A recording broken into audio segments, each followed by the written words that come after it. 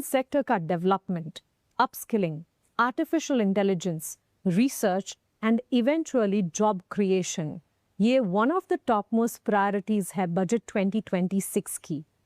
Education sector को इस बार budget 2026 से किस तरह की उम्मीदें हैं, उस पर बात करने के लिए मैं आ पहुंची हूं IIIT बैंगलोर में, और मेरे साथ है IIIT बैंगलोर के director professor Debabrata Das. Sir, thank you so much अपना समय हमें देने के लिए, शुक्रिया हमारे साथ जुड़ने के लिए।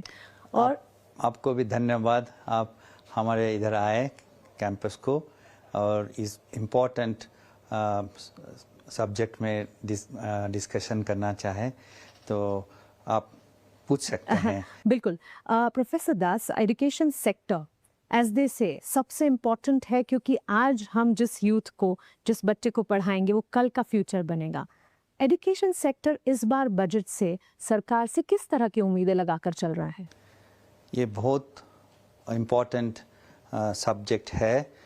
मैं भारत सरकार को धन्यवाद देना चाहता हूँ, क्योंकि भारत सरकार ये एजुकेशन सेक्टर को इम्पोर्टेंस दिया है और इसका लिए भारत का भविष्य जो आगे बढ़ रहा है, विकसित भारत 2047 में, इसका उससे पहले इसका रिजल्ट्स बहुत अच्छे से आएगा। डिजिटलाइजेशन और टेक्नोलॉजी की इम्पोर्टेंस पिछले कुछ सालों में हमने समझी है, और आगे जो युवा हैं वो इस डिजिटलाइजेशन और टेक्नोलॉजी की मदद से ही काफ़ी आगे बढ़ पाएगा। और इसी के साथ आ जाता है आर्टिफिशियल इंटेलिजेंस। आपको क्या लगता है करंट सिस्टम आर्टिफिशियल इंटेलिजेंस और एडवांस रिसर्च में कितना निवेश कर रही है as compare to the global peers?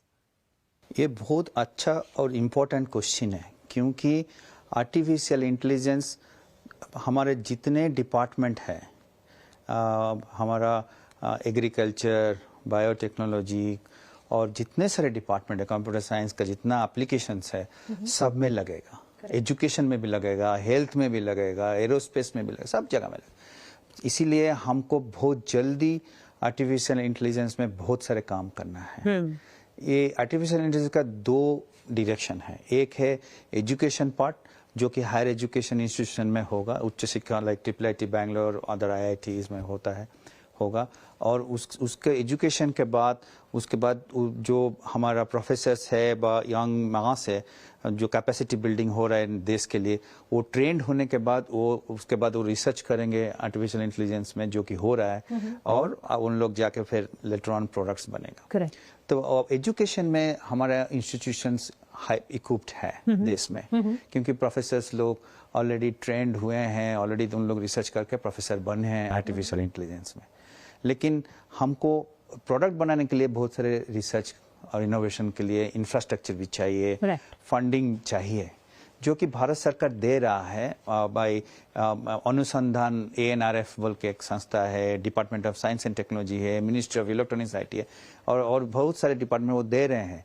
लेकिन और हमको एडवांस कंट्री के साथ जो कंपटीशन करना है, उसके लिए और ज़्यादा फंड चाहिए। करेक्ट। और सेकेंडली, हमारा प्रोफेसर लोग और जो साइंटिस्ट कम्युनिटी है इंडस्ट्री में और एकेडेमिया में और गवर्नमेंट R&D में, उन लोग बहुत ज़्यादा काम करना चाहते हैं और जल्दी जल्दी करना चाहते हैं, स्पीड में करना चाहते हैं, कम्पीट करने के लिए ग्लोब के साथ। हमारा फाइनेंस डिपार्टमेंट का लोग जो फंडिंग करते हैं हमको, उन लोग भी बहुत अच्छे हैं, उन लोग भी मदद करना भी चाहते हैं। Correct. लेकिन दोनों के बीच में नॉलेज का थोड़ा गैप है। उन लोग समझने के लिए कोशिश करते हैं कि क्या बना रहे हैं इन लोग वहाँ फाइनेंस में कर समझ नहीं पाते। Right. वो गैप के कारण क्या होता है, हमारा जो स्पीड है थोड़ा स्लो डाउन हो जाता है। Okay. तो इसीलिए अभी चाहिए जे कितना जल्दी ये जो फंडिंग ऑर्गेनाइजेशन इनके साथ काम करके यदि एक स्पीड में काम करे, तो हम देश विदेश में जो स्पीड में काम होता है, हम उनके साथ कम्पीट कर सकते हैं। Absolutely. Professor Das, higher education body like you, आप आज के युवा को पढ़ाते हैं ताकि वो कल एक फ्यूचर रेडी वर्कफोर्स बन सके। लेकिन ये बात तो तय है कि आज पढ़ लिख कर वो कल प्रोफेशनल एनवायरनमेंट में जाएंगे, इंडस्ट्री में जाएंगे। आपको क्या लगता है इंटरलिंक कैसे कर सकते हैं हम एकेडमिक और इंडस्ट्री को इन अ बेटर मैनर? दोनों इंडस्ट्री और एकेडमिया एक साथ काम करना चाहते हैं। गवर्नमेंट भी चाहता है कि दोनों एक साथ काम करें, मदद करना चाहते हैं। तीनों बहुत इम्पोर्टेंट है, एक ट्रायंगल का चाहते हैं। लेकिन उधर प्रॉब्लम एक जगह में है, वो है इंडस्ट्री हर एक क्वार्टर में रिजल्ट देना पड़ता है। करेक्ट। लेकिन एकेडेमिया को एवरी सेमिस्टर में उनका रिजल्ट होता है, सेमिस्टर वाइज। सो उनका टाइम क्लॉक जो होता है मैच नहीं करता है। तो इसमें यदि पहला एक साल कोई एरिया, नया एरिया है जहाँ की काम करना चाहते हैं, इंडस्ट्री एंड एकेडेमिया दोनों मिलके, गवर्नमेंट कैन एक सीड मनी व छोटा सा अर्थ दे के एकेडेमिया को रेडी कर दे। 1-2 साल के अंदर इंडस्ट्री जब देखेगा कि अच्छा काम, रिसर्च हो रहा है, पेटेंट हो रहा है, इंटेलेक्चुअल प्रॉपर्टी राइट भी आ रहा है एकेडेमिया से, सो इंडस्ट्री खुशी खुशी लेगा। और इंडस्ट्री जब देखेगा इसमें से बिजनेस एंड प्रॉफिट होने जा रहा है तो वो भी फंडिंग करेंगे। करेक्ट। वो बहुत ज़्यादा करना चाहते हैं, बट वो जो इनिशियल पार्ट है इसके लिए एक सिनर्जी, एक समन्वय तक करना चाहिए।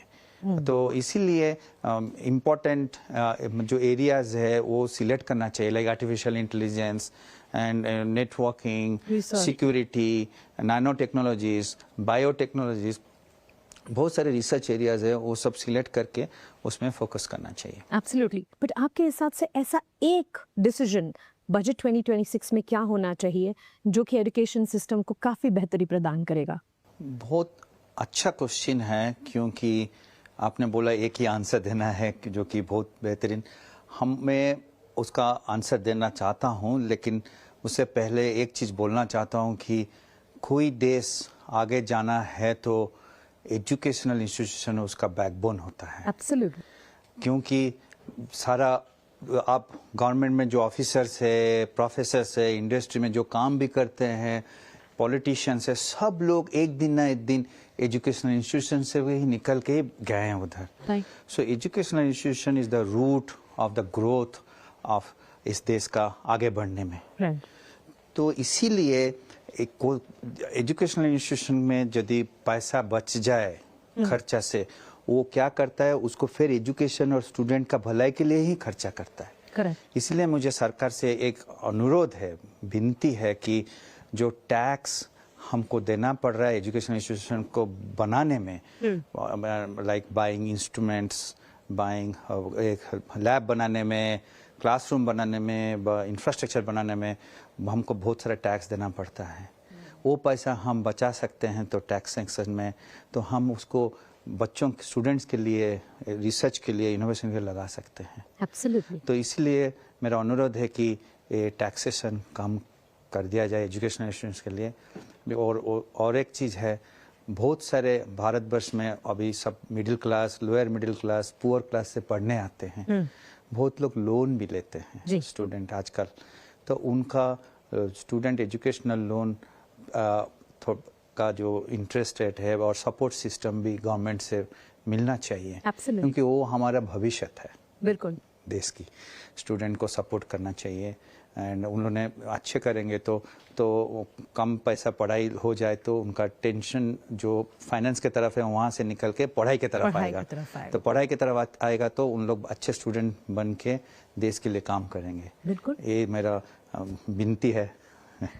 Professor Das, thank you so much अपना समय हमें देने के लिए और इतने महत्वपूर्ण मुद्दे पर ईटी नाउ स्वदेश के माध्यम से एजुकेशन सिस्टम आखिर बजट से क्या कुछ चाहता है ये हमें बताने के लिए थैंक्स अ लॉट। धन्यवाद ईटी नाउ को, सब लोगों को मेरा नमस्ते, एंड आप लोगों का देश का अच्छा के लिए जो आपका समय दिए हैं, इसके लिए भारत वर्ष का एजुकेशनल सिस्टम आपके आभारी रहेगी। Thank you so much sir. Thanks a lot.